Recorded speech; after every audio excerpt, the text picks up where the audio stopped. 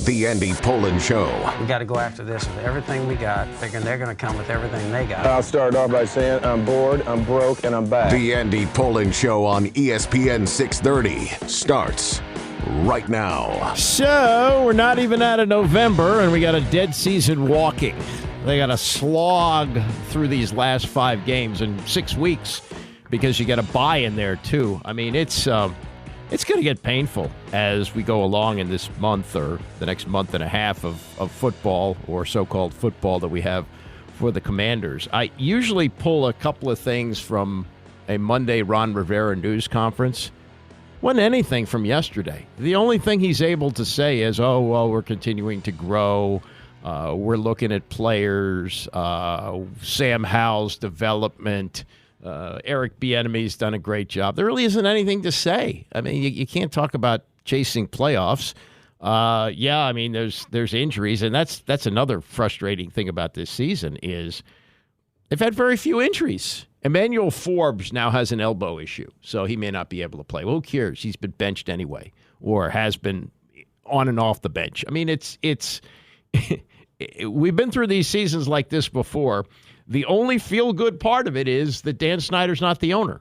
But it's a lot like Decembers of the past. And even some of the Decembers under Snyder, and even one under Rivera when they went 7-9 and won the division, there's some interest. But, geez, at 4-8, with the way they look, oh, God. I mean, I don't know what there is to say. I did pull a couple of things that Rivera said with Chick Hernandez on Channel 9 last night. Nothing earth-shattering there, but talking about transitioning to calling plays again on defense, which I guess he hasn't done in a long time. I don't think he did it in Carolina. Maybe the last time he did it was when he was in Philadelphia or San Diego. I don't know, but we'll get to that. Tony and Mike weighing in on the firing yesterday of Frank Reich in Carolina, and there's a new name that has popped up for that job, which is really mind-boggling. And then last night, I didn't stay up to see it, obviously, but watched it today on YouTube and pulled a bunch of things out of it. Michael Irvin was on Kimmel. He's got some kind of an app that he's promoting. And for whatever you want to say about him, and maybe you hate him just because he's a Cowboy, but, man, when he comes on as a guest, he brings the energy, and he's got stories, and he knows how to tell stories.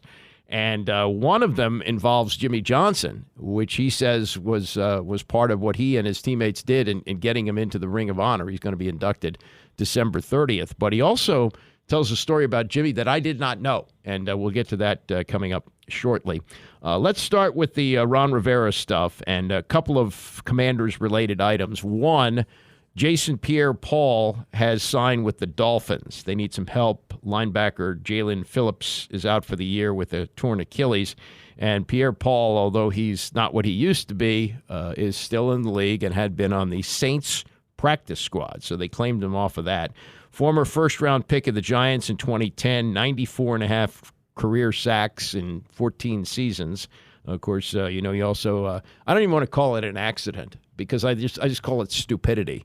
He blew off a couple of his fingers in a fireworks accident a few years ago, and maybe even more than a few years ago, and managed to come back and play. And he's not the player he was pre-accident, but he's still a pass rusher, and he's going to be joining the Dolphins. Looks like we might see him on Sunday when they play here.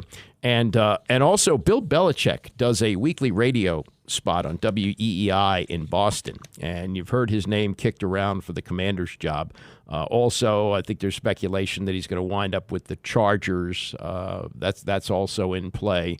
But when asked about whether or not he had another job lined up, as has been reported, he said, yeah, that's ridiculous, but didn't give a direct answer whether he could see himself with another team, and said, I'm just trying to do the best job I can right now. This is the worst team he's ever had there. They're 2-9 through 11 games, I guess not mathematically out of the playoffs. He says, I don't worry about what everybody else is saying.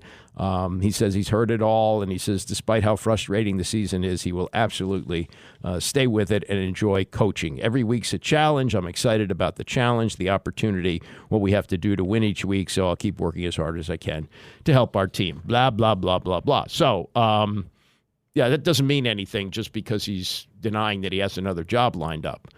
I don't want to see him here. I think many people, I can't speak for all, but I would think the people I've talked to and listened to, nobody's really anxious to see him here, especially as a GM where he's been a failure. He drafted Chad Ryland in the 4th round and cut Nick Folk.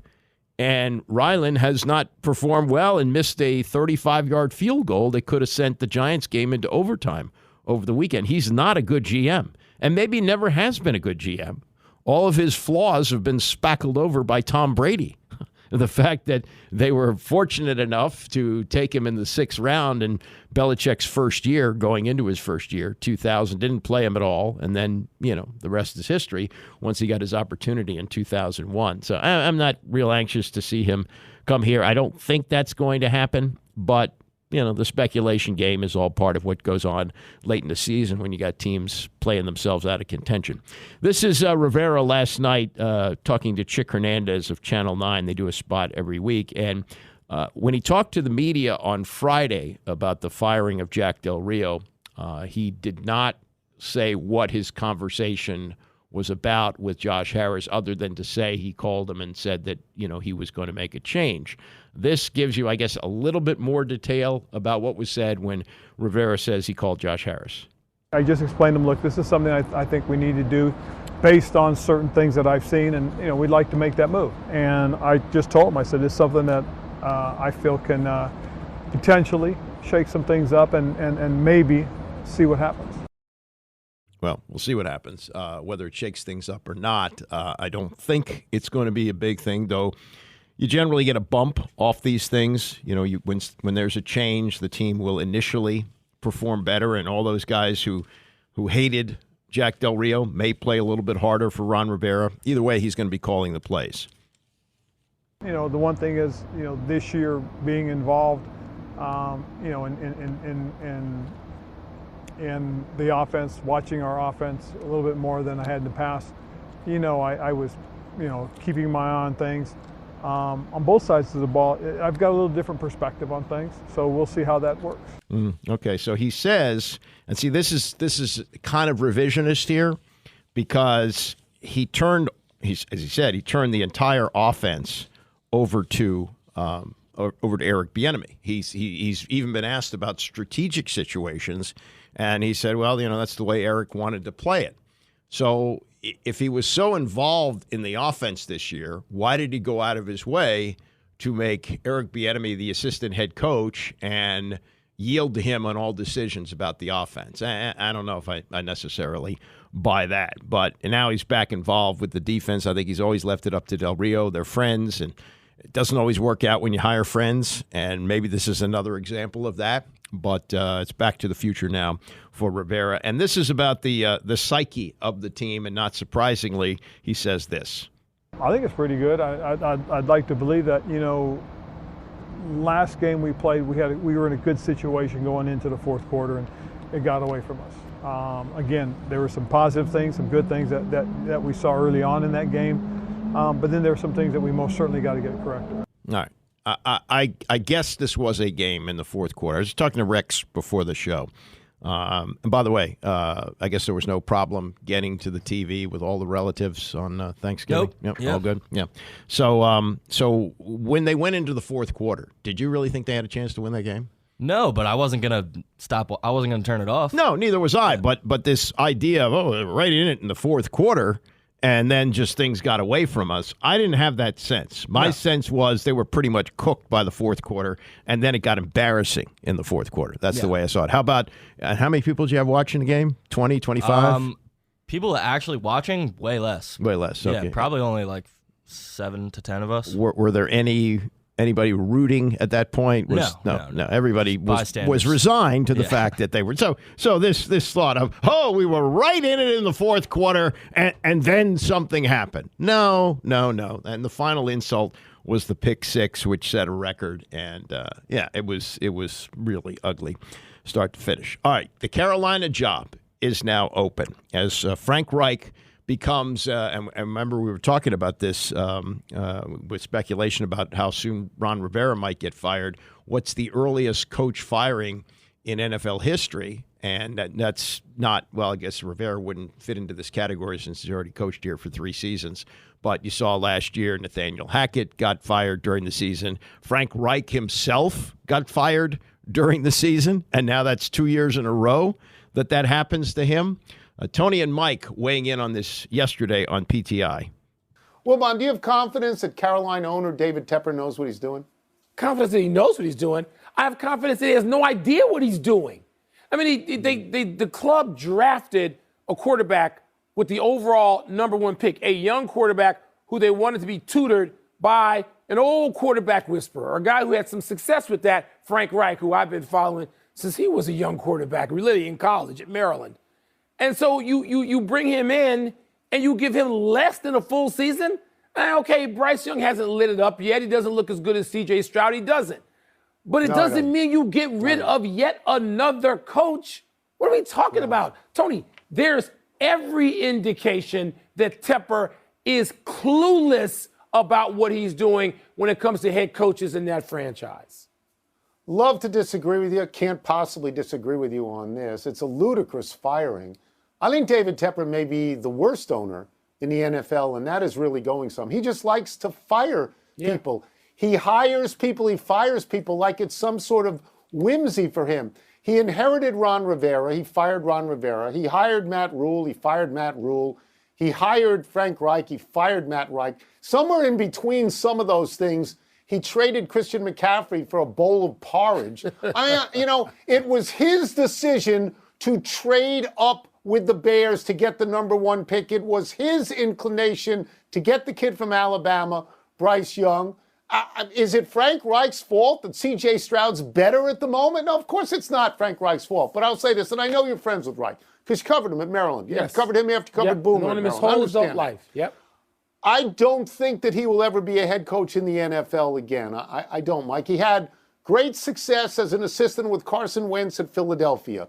But he had no success in Indianapolis with Carson Wentz or with Phillip Rivers or with Matt Ryan. He's had no success with Bryce Young.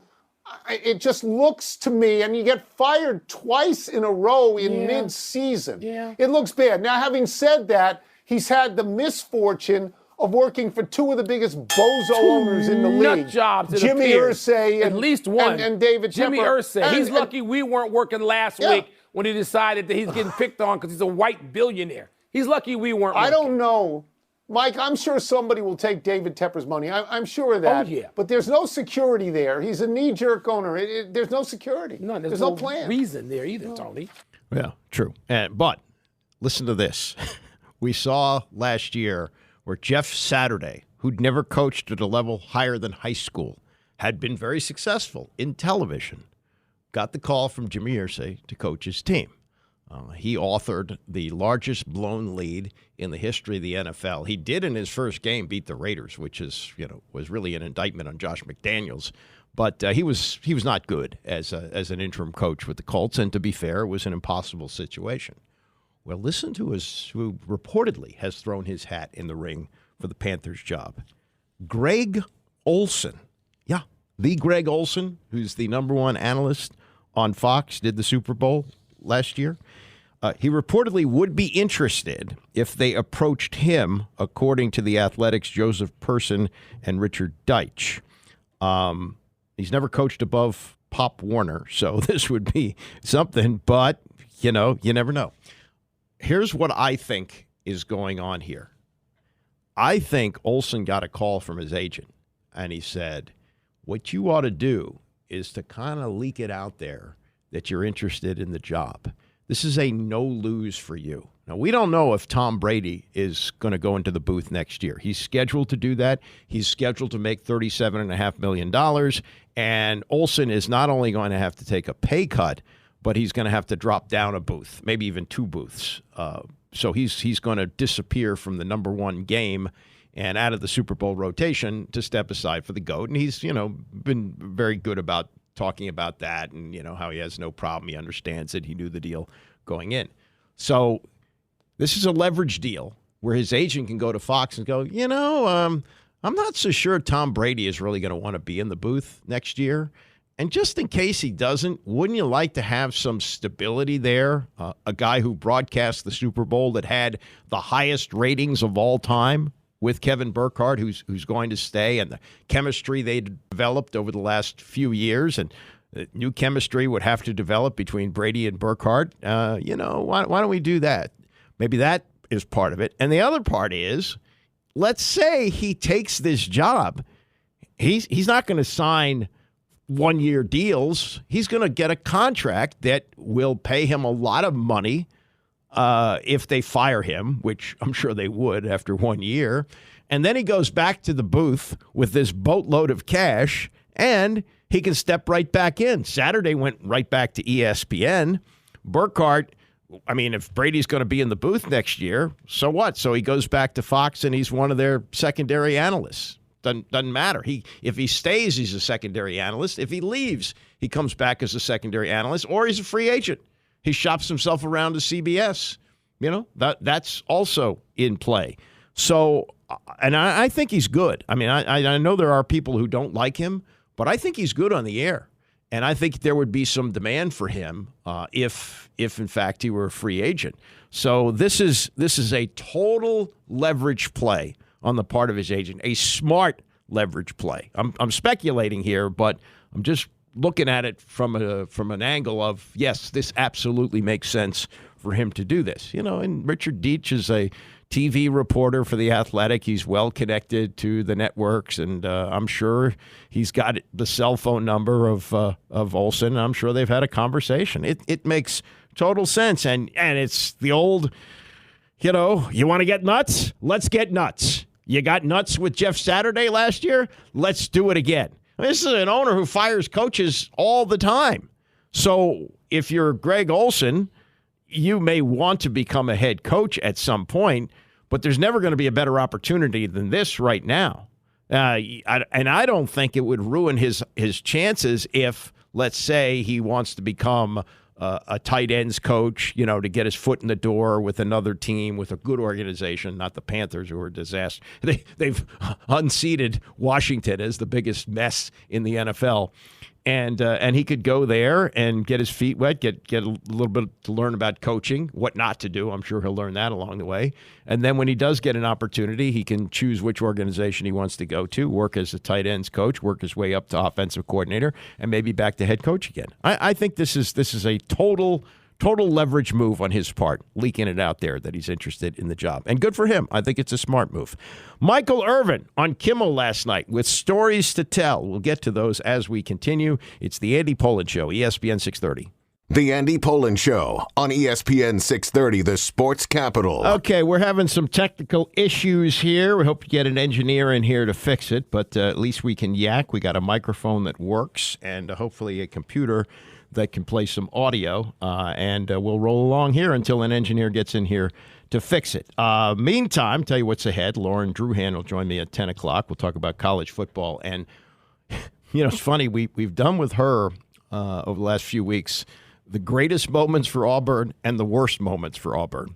And in a 10-year bookend, they've had exactly that now. The kick six in 2013, and last Saturday, the 4th and 31, which was not obviously on the list when we did this. And she is a diehard Auburn fan, so I'll have some fun talking to her about that. Meantime, speaking of fun, Michael Irvin, who was the minister of fun when he played with the Dallas Cowboys, was on last night on the Jimmy Kimmel Show. He's got some kind of an app that he's pushing, and I guess he's back out in the clear. He was taken off the NFL Network because there had been some charges of harassment with, I believe, a Super Bowl incident, if I'm not mistaken. But I guess the charges were dropped. He's back in the good graces, I think he's back on the NFL Network, but he's a visible guy. He's going around talking to people, and he's a flawed human being. Believe me, he's got some issues, but when he comes on as a guest, he brings the energy. And so when he was on last night, he talked about some of the things he did as a player. And one of them I actually have a little story about. This is Irvin telling Jimmy Kimmel about his days running the Cowboys basketball team. The Dallas Hoopsters. I ran the Dallas Hoopsters. This was an off-season thing where we would all get together and go to these other cities and play charity basketball games. They were so fun. I can't believe Jerry Jones allowed this to happen. There's such a potential for injury, right? Right. I don't think Jerry knew a whole lot about it. I see. Okay. That makes sense. I ran the Hoopsters. You know what I mean? I thought it was a good chance for us to What did that mean, spend running? some time Like, together. what did you do as the leader of the Hoopsters? I mean, I set all the appointments up. I made sure we had the whole hotel floor because there ain't no telling what goes on. So I couldn't have many witnesses outside the players. Right. So you know what I mean? I had to set up all of those things and then set up all the evenings for the players. It was family and team bonding. That's how we won all the Super Bowls. I see. You think that's what it was? Oh, right. That's what it was. That and a little thing in the White House, stuff like that that brought us together. Let me tell you something. I remember this well. Our radio station, when we started in 1992, used to do fun things like this. And we organized a game between the Cowboys off-season basketball team. I can't believe nowadays they allow this to happen. But the then Redskins had a team, too. And you wouldn't believe the players that showed up for this. Yeah, Irvin was the captain of the Dallas team. But he had Emmitt Smith with him. I don't think Troy Aikman played, but I think Alvin Harper was on the team. They had some pretty well-known linemen at the time. I mean, this was a legit representation of a team that had just won the freaking Super Bowl. We did this in the spring of 1993. These were defending Super Bowl champions playing the Washington Redskins, who had won the year before, and they had a representative team. Darrell Green was on that team. I believe Art Monk may have played. And here's another thing that I remember very well about this game. They had just drafted Desmond Howard. Howard had been with them for I guess a year and was playing some, returning kicks, but he wasn't the game changer that they thought he was going to be when they traded up to take him with the number 4 pick overall, the Heisman Trophy winner. And I remember seeing him standing next to Darrell Green, who I've gotten to know over the years. And Darrell, I think, was listed when he played at like 5'10". He's 5'8". Yeah, he ain't 5'10". And I saw Desmond Howard standing next to him, and he looked like his little brother. And I thought, man, how can this guy play in the NFL? And as a matter of fact, he was unable to get off the line of scrimmage. He became a good kick returner and is an incredible Super Bowl MVP winner. Nobody would think that. The one Super Bowl that Brett Favre won, Desmond Howard was the MVP of the game. But looking at him then on the basketball team, because that's where you really get a good look at a player. When they wear pads, it's a little bit different. But when you see a player on a basketball court who's like 5'6", looks like 5'6", you realize, yeah, I mean, I don't see how he's going to be successful, and he really wasn't. He and I got into it one year at an Army-Navy game of all places. They were trotting around the game day crew for interviews, and I asked him how he felt about being a bust, and he didn't like that. And the fact of the matter is, based on where he was drafted, he was a bust. But he did say Super Bowl MVP, did hang around the league for a while, but he was just so tiny, and you recognize that in basketball. It turned out to be a great event for us. We sold out the Smith Center at George Washington University, raised a bunch of money for charity, and it was a really cool thing. And the players were great. They signed autographs. It was, something that wouldn't happen today, but 30 years ago, that actually did happen, and Irvin running the Cowboys basketball team.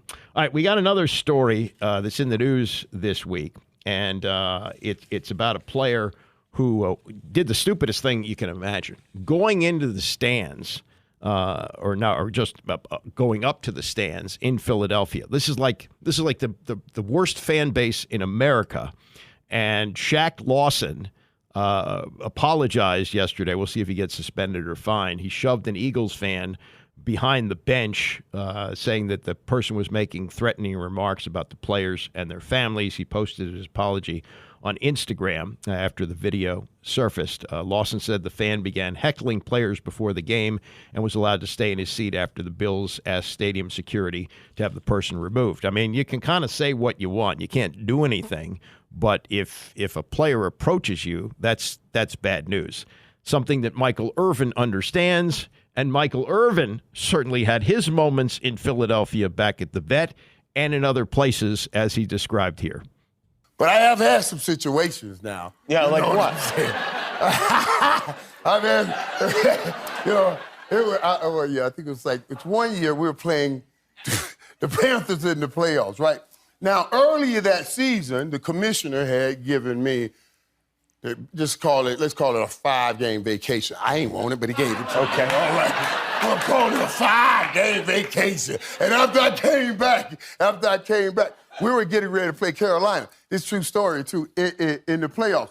And before every game, I run and just touch every sideline marker. To me, that means I'm going to get 100 yards. So as I'm coming down, I see these fans, group of fans. They know I had gone through something earlier. They had these shirts on. They all printed Michael Irvin, role model. And I look up, I'm like, appreciate it. And then as soon as I did that, the other guy stood up and they said, Michael Irvin, per role model.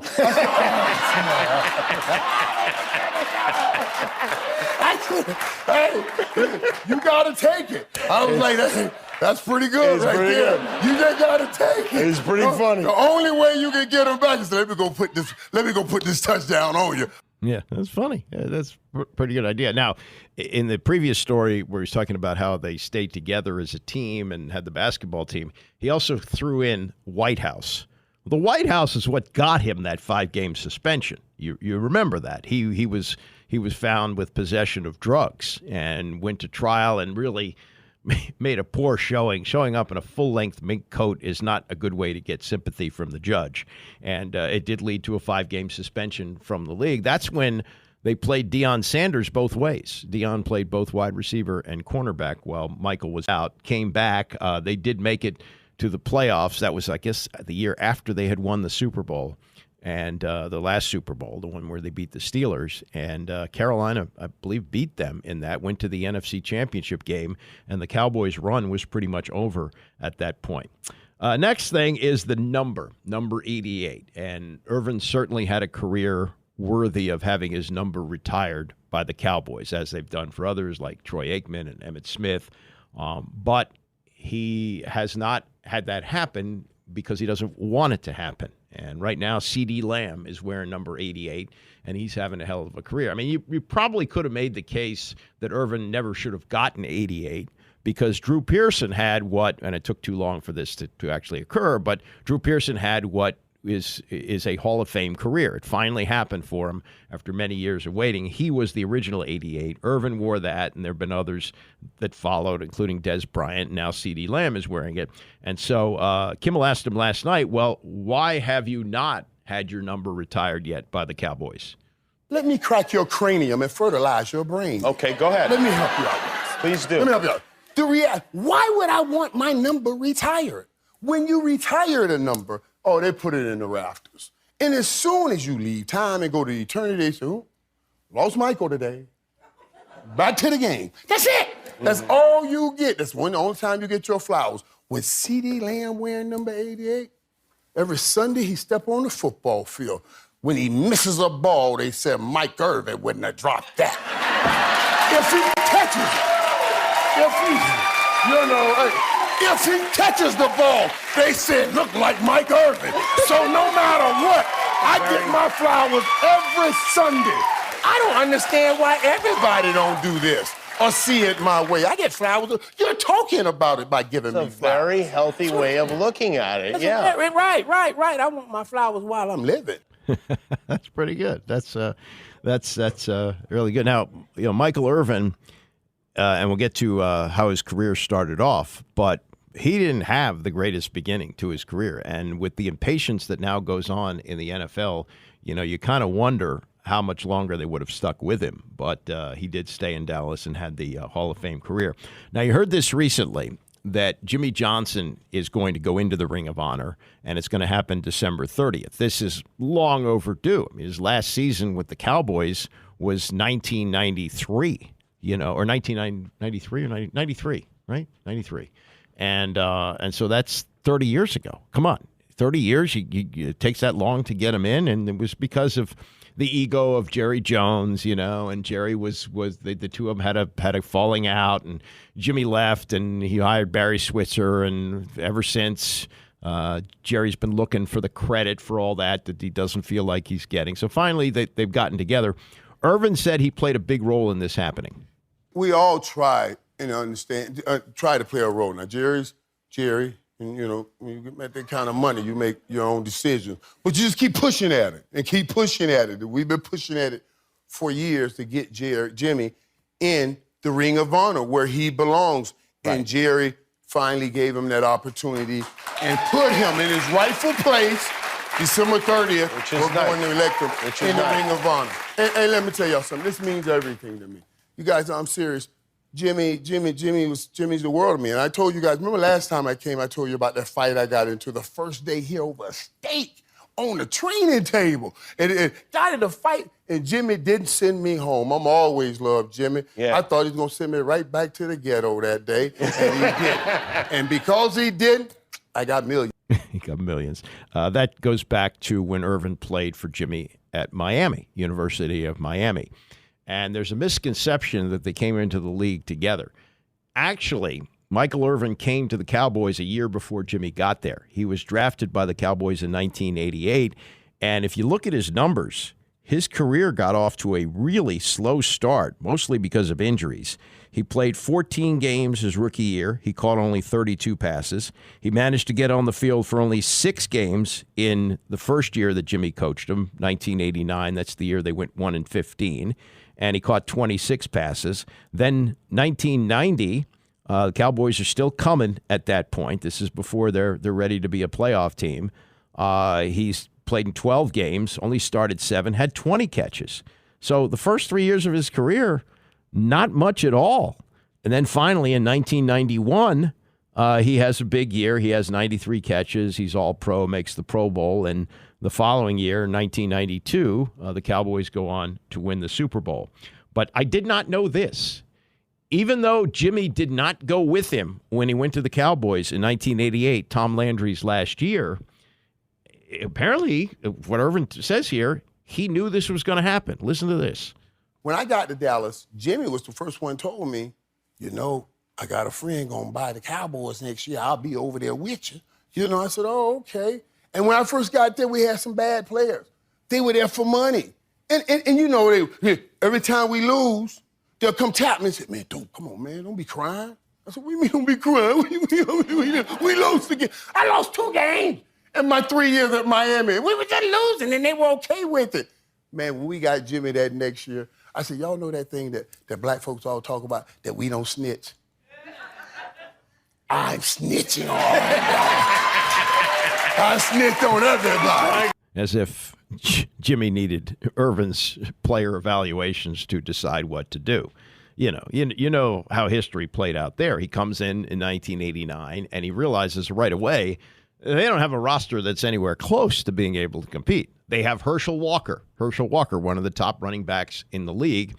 And Jimmy smartly goes to Jerry and says, look, we can wait this out through the draft and plot along, or we can get something for him. And he made one of the greatest trades in the history of the NFL as he traded Herschel Walker to the Minnesota Vikings for a boatload of draft picks, some of which became players like Emmitt Smith, and the rest is history. And so, what he's talking about, Jimmy producing a win right away, he really did. In 1989, they went 1-15. Their one win was against Washington. In 1990, they became a better team, and then in 1991, finally a playoff team. But it was not an instant win with Jimmy. And as far as Michael being the talent evaluator to tell him, maybe he told him what the attitude was, and there were guys on that team. Now one of them was what is his name?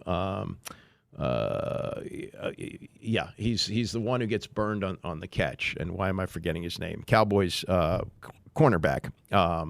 And he winds up with the Giants winning a Super Bowl. They got rid of him because he was one of those guys who was collecting a check. So maybe he did understand some of that. All right, we'll get to the college football in the next hour. Also, Josh Dobbs, who laid an egg last night. Maybe the carriage has turned into a pumpkin for Cinderella there. But we'll look at what he said yesterday to Rich Eisen about maybe being too smart to play football. That and more as we continue. It's the Andy Pollin Show, ESPN 630. You know how they start the Tony Kornheiser show, or they say previously on the Tony Kornheiser show, and they play some audio from a previous show. Sometimes it's funny, sometimes it's poignant, but it's something that happened in the past. So previously on the Andy Pollin Show, where we've had Lauren Druhan, former producer here and a lifelong college football fan, loves Auburn. We've done the best and worst moments for Auburn football. And ironically, on Saturday, I'm watching College Game Day, and I see they're about to do a feature on the Kick Six, which was 10 years ago, and which Lauren and I have discussed, and we believe this is the top moment in Auburn football history.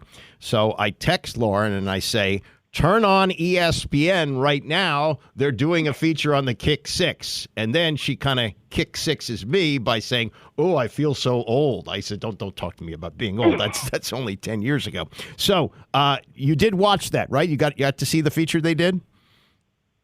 Oh, yes, I did see it. It was great. Yeah, and made you feel really good. In fact, I'm going to make you feel really good again. This is the Rod Bramlett call of the Kick Six. This is Auburn and Alabama 2013 Iron Bowl. The game is tied up. Nick Saban has lobbied for an extra second on the clock so he can attempt a 57-yard field goal. 56-yarder.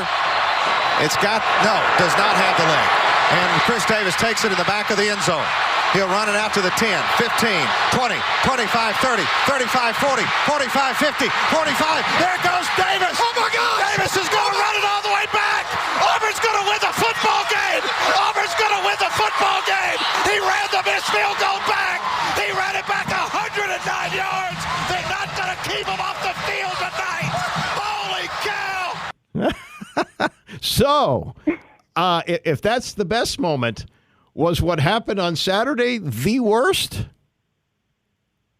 No, and you know what?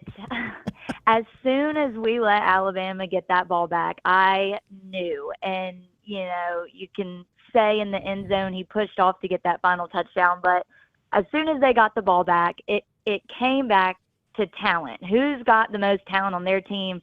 And Alabama does. And so I at that moment, I was just, defeated, whatever. But, as I said, the Iron Bowl is always, always, always amazing. Whether we're ranked dead last or we're in the top 25, you can always expect that to be a good game. Well, I mean, you talk about getting the ball back. That was off a muffed punt, and it was pretty deep. Yeah.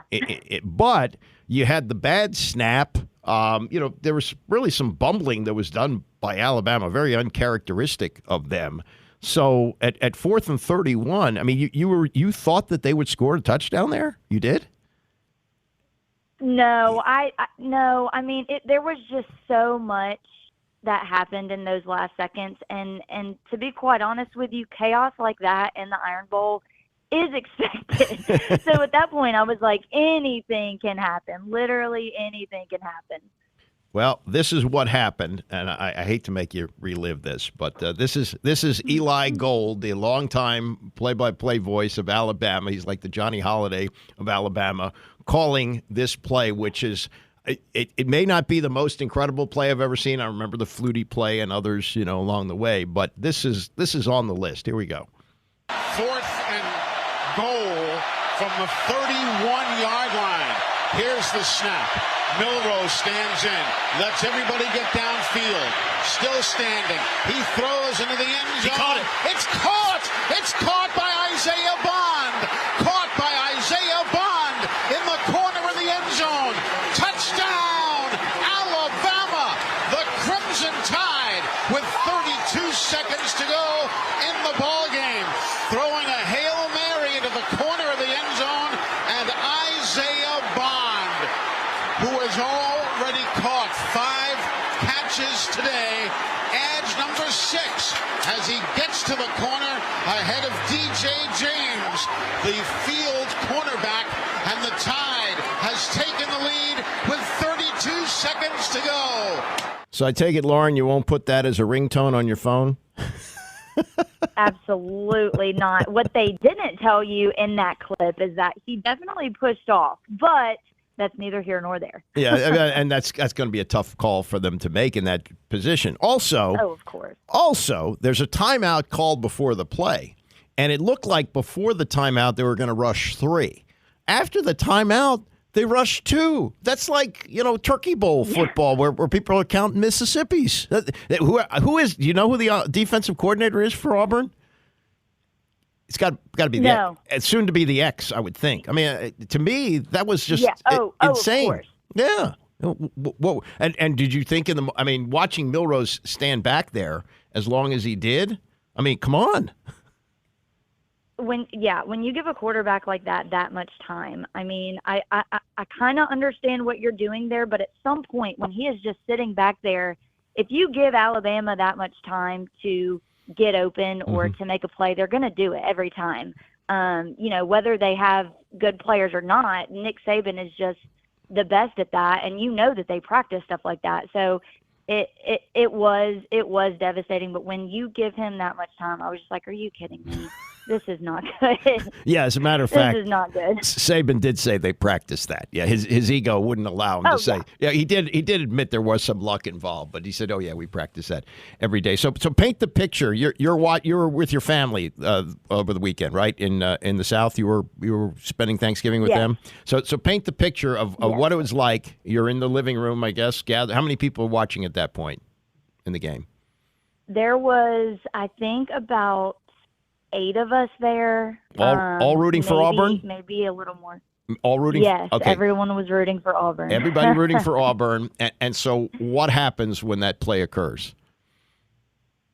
So there was a lot of screaming on my part. I am definitely the loudest fan in the room. So everyone just gets quiet when I start yelling. And then after that, it was just silence, deafening silence. And I just pick up my phone, I shut my mouth, no one speaks to me for the next hour. It was wild. Yeah. I mean, it's not like one of those years where, it's Michigan and Ohio State and only one is going to go to the playoff. Auburn wasn't going to go even if they won, and they're coming off just a horrible loss. New Mexico State, they got clobbered. But this was a season-saving type of play, and the I don't know if you hung around, but the shots they showed of people in the stands. This was a home game for Auburn. Oh man, my heart bled for them. I know it's in the grand scheme of life, it's not that important, but at that moment, that had to be the worst feeling in the world, don't you think? Right, and a lot of people are making fun of these shots of the people in the stands crying, but you really don't understand what the rivalry means, and 2, when you were in that environment at the field live, you are going through so many emotions. It's kind of like sensory overload. If you've never been in a stadium of that caliber with that much on the line, with Alabama versus Auburn, right. You can't tell me that you would not be in tears. The emotions and overwhelm of just the game and being in that environment is overwhelming, to be honest. So yeah, I feel for them. It's tough.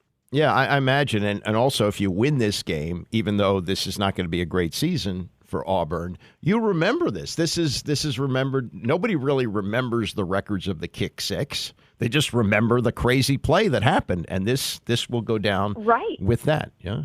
So it's that's our national championship. That is our playoff right there. That is our national championship every year.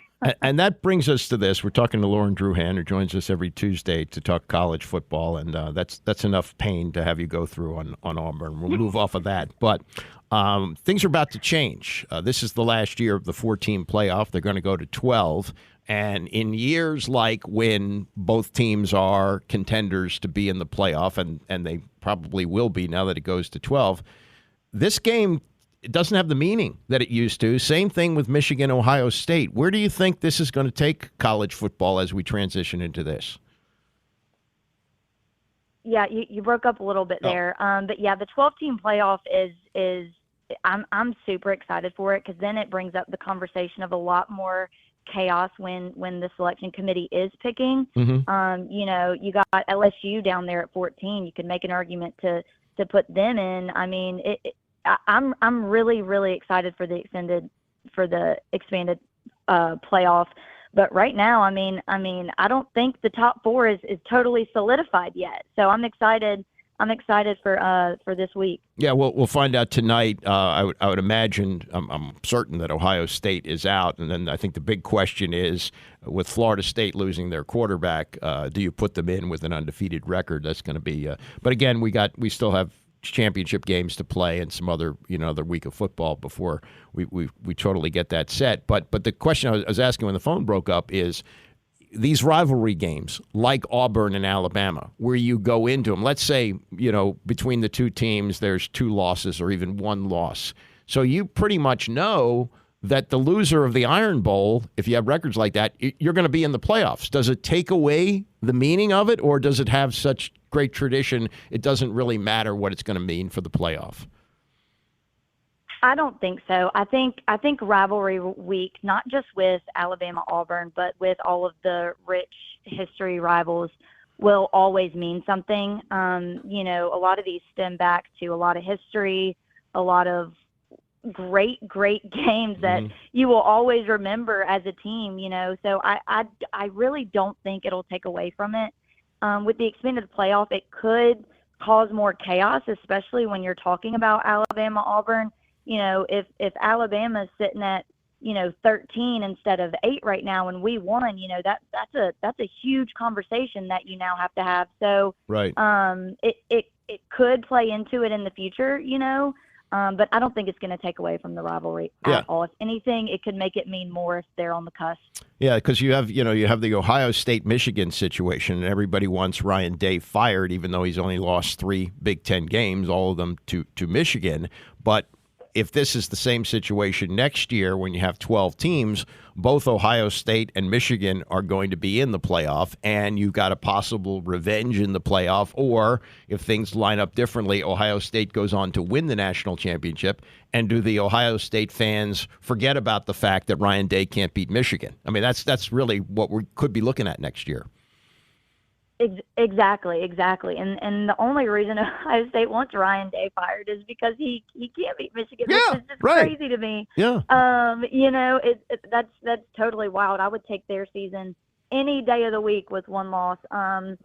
So yeah, it is crazy. With the expanded playoff, you're going to talk about bye weeks, and so now you have teams playing for that, and so it'll be really, really cool to see next year. I think this year, if Oregon wins their conference championship, there's going to be a lot of chaos, and I don't really think it's going to be an easy decision, because with Florida State and their backup there, you know what I mean? Like, I don't necessarily know that I want to see a Florida State backup against Georgia. I'd rather see a Heisman contending quarterback against Georgia. So it'll be a really interesting conversation that the committee has to have. Yeah, I mean, it's so unfair, it seems, to the kids who've been playing and put together the perfect record, that the reason they could be left out is because they've lost their starting quarterback, no fault of their own. It's just the nature of injuries.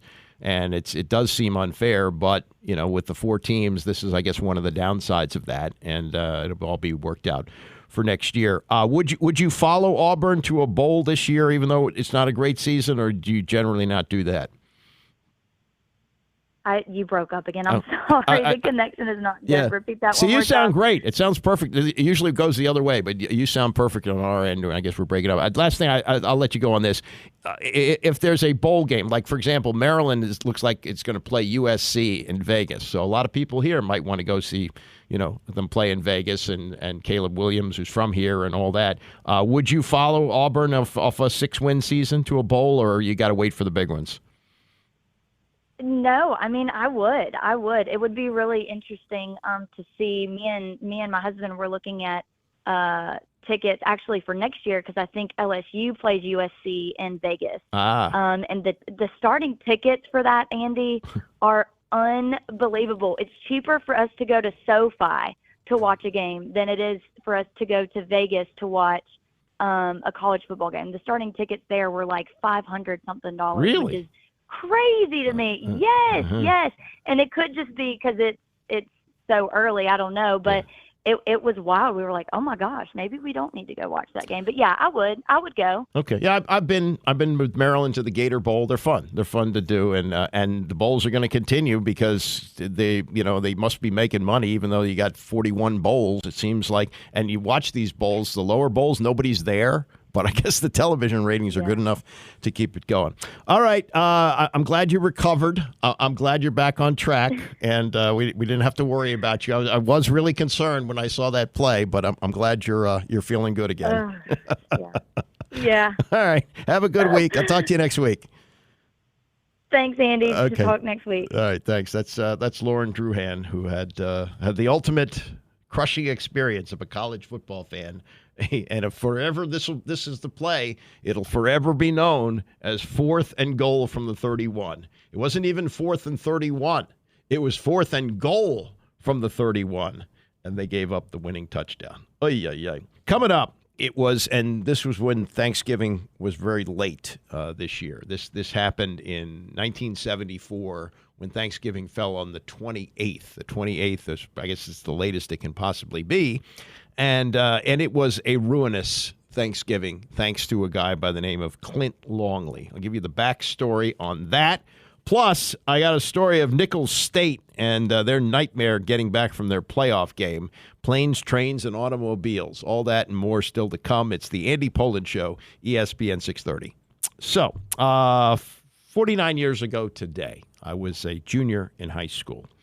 And as always, I sat down to watch football on Thanksgiving Day, and we must have eaten really late that year because I remember we had dinner after the game, and I didn't have much of an appetite for maybe one of 5 times in my entire life. The Redskins were good in those days. They had won the Super Bowl during the 72 season. 73, they got back to the playoffs. They lost in the first round to Minnesota.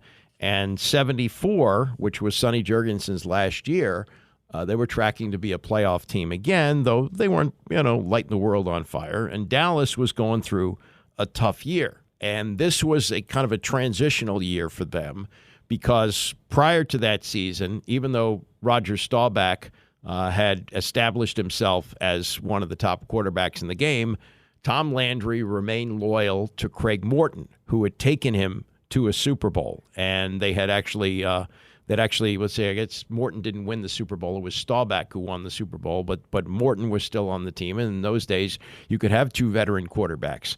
And so it even got to the point, I think it was during the 73 season, that Landry had Staubach and Morton deliver plays. In other words, there were no helmet microphones in those days. So Landry called the plays. He'd call a play, give it to Morton. He'd run in the game, run the play. He'd give the next play to Staubach, and that went back and forth. That didn't work. So finally, at the beginning of the 74 season, or right before the trade deadline, there was actually 6 games into the season, the Cowboys traded Craig Morton in the division. That's how crazy things were in 1974. In the same division, the Cowboys during the season. I know Donovan McNabb came here in the offseason, but this was during the 74 season. The Cowboys sent Craig Morton to the Giants. The Giants sent back a first-round pick and a second-round pick for 1975. That first-round pick became Randy White, a Super Bowl MVP and one of the great defensive linemen in the history of the game. But that's how the Giants did business in those days, foolishly. And they brought in a journeyman named Craig Morton, and then it became Staubach's team for sure. And the only backup left was this guy who came from Abilene Christian. He had been taken in the supplemental draft by the Cincinnati Bengals. He had not yet graduated from school, but entered the draft early. The Bengals drafted him. Then they traded him to the Cowboys before the start of the season. It was largely a forgotten figure because, quarterbacking then was always about Morton and Staubach. And now with Morton gone, you figured, okay, Staubach's going to handle it the rest of the way. Well, going into the Dallas game, Dyron Talbert, who was the top trash talker on George Allen's teams, began talking about how great it would be to knock Staubach out of the game. They used to openly talk about these things in those days. And by knocking him out, that really meant knocking him out. They didn't talk about concussions and they didn't talk about protocol and all that stuff then. If you knocked the quarterback out, everybody gave you a high five, and behind the scenes, the team would give you money. It was legal bounty hunting in those days. So the big trash talker Talbert says, if we knock him out, all they have behind him is that kid. And that kid being Clint Longley, an untested rookie from Abilene Christian. So the game is rolling along. They're in the third quarter. And even with Staubach, they're not doing much. It's 16-3 Washington in the third quarter. And the Cowboys, had they lost that game that day, would have been eliminated from the playoffs. As it was, they didn't make the playoffs that season. But thanks to what would happen next, they stayed alive. So it's 16-3. And sure enough, Roger Staubach gets knocked out of the game. In fact, he's knocked cold. He comes to on the sidelines with like smelling salts.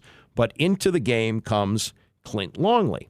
And he first hits Billy Joe Dupree for a 35-yard touchdown. Okay, all right, fine. Now it's 16-10. Okay, no problem. Everything's fine. Washington scores another touchdown. Then he leads the Cowboys on a 70-yard drive, which was capped off by Walt Garrison touchdown run, 1 yard out. So the Cowboys are now behind 23-17. They're only behind by 6. There's 28 seconds to go, no timeouts. And you can find all these things on YouTube. This is a recap from NFL Films as to what happens next. 28 seconds to go and no timeouts. And the Clint Longley magic takes over with his team down by 6. You'll hear from Frank Herzog in this. You'll hear from the late, great Steve Sable. Longley's in this. Staubach is in this. This is a recap of this incredible series of events that unfolds in Dallas on that day, 1978. The game and Dallas's destiny was in the hands of Clint Longley. Apparently, no one told this 22 that he was supposed to be nervous. He just started throwing deep passes, and one after another after another. Our number 4 one-shot wonder led the Cowboys back into the game, throwing for 203 yards and 2 touchdowns in the final quarter and a half. Reporters next to me scrambling through their press books trying to say, who the heck is this guy? It just happened. It was just there. And it was like, it was just tumbling down the hill and they couldn't stop it. Get out of the way. His long bomb to Drew Pearson won the game with under a minute to play. And after the game, one of the Cowboy linemen, Lay Nye, said in referring to how unprepared Clint Longley was, he said this victory is a triumph for the uncluttered mind. And forever he'll be remembered as the Cowboy on Thanksgiving Day that won that game and also punched out Roger Staubach. Yes, Longley made news once more in training camp in 1976. The story as it goes in Dallas is that game went to Clint Longley's head and gave him an inflated sense of who he was and what his role within the Cowboys organization should be. He said something about me one day, and I told him, don't ever say anything about me to any of my teammates. Say it to me with my face. A few days later, he did something to me. He hit me from behind and just completely, that's exactly what happened. I mean, his story that I was facing, even saying something to him, was a lie. Looking back on it, you don't have an explanation for something like that. It was two men getting on each other's nerves, and it seems very unlikely, one of the most unlikely things that could have happened. Of course, he left immediately, ran, and I've never seen him since that day.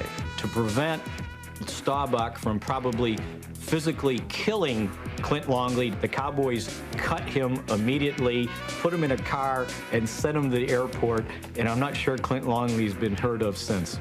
The last thing that we heard, he was selling carpet remnants out of the back of a van in Marfa, Texas. Yeah, so that was Steve Sable there at the end. The Cowboys, got back Staubach the following week, did not make the playoffs. I don't think Longley played again that season. But it wasn't like he punched out Staubach in the training camp that followed. He did spend another full year with the Cowboys as a backup in 1975, and they actually made the Super Bowl that year. That's the year that they lost to the Steelers, 1976 Super Bowl 10.